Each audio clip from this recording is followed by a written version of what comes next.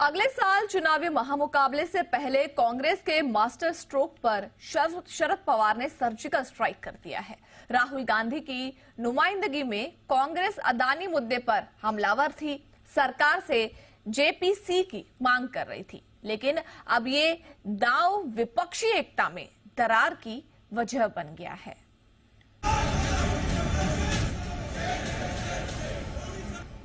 दूसरा एक alternative supreme court ने दिया है, वो खुद कहीं से अफाइन करना चाहते थी उन्होंने, तो शायद इसकी क्रेडिबिलिटी वो ज्यादा रहेगी। उसका मतलब ये नहीं कि जो एकजुट है विपक्ष की उसमें कोई दरार आए। एनसीपी अध्यक्ष शरद पवार के बयान के बाद तमाम डैमेज कंट्रोल के बावजूद मोदी सरकार के खिलाफ विपक्षी एकता की हकीकत दिख गई है।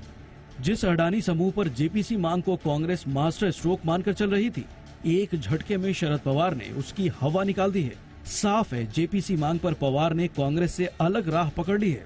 दरअसल बजट सत्र के दौरान कोई कामकाज नहीं हुआ, कई महत्वपूर्ण विधेयक यूं ही धरे रह गए और इसकी वजह जेपीसी की मांग पर जारी गतिरोध थी।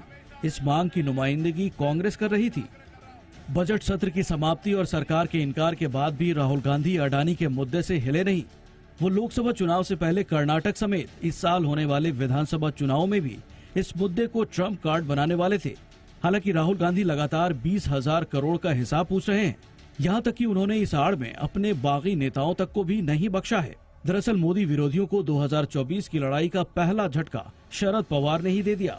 विपक्ष की एकता में दरार नजर आने लगी है और अब कांग्रेस को भी जवाब देते नहीं बन रहा है। पवार साहब का व्यक्तिगत वो मत हो सकता है, लेकिन मोदी जी अदानी के मैटर में क्यों डर रहे हैं, ये सवाल अब देश की जनता पूछ रही है। शरद पवार के बयान ने महाराष्ट्र में महाविकास आघाड़ी को मुश्किलों में डाल दिया है। गठबंधन इसमें कोई वजह ढूंढ रहा है और विपक्षी एकता की मजबूती के दावे कर रहा है। अडानी मुद्दे पर शरद पवार का रुख बीजेपी के लिए बिन मांगे तोहफा है और कांग्रेस पर हमलावर होने का एक और मौका भी।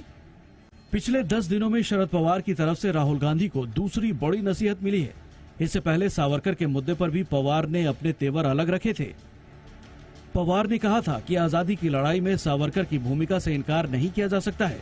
राहुल की संसद सदस्यता जाने के बाद कांग्रेस को अपनी लड़ाई लड़नी पड़ रही है।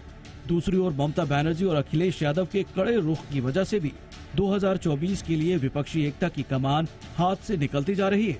यानी विपक्ष की तरफ से बीजेपी को दमदार चुनौती देने की सूरत फिलहाल बनती नजर नहीं आ रही है। ब्यूरो रिपोर्ट, जी मीडिया।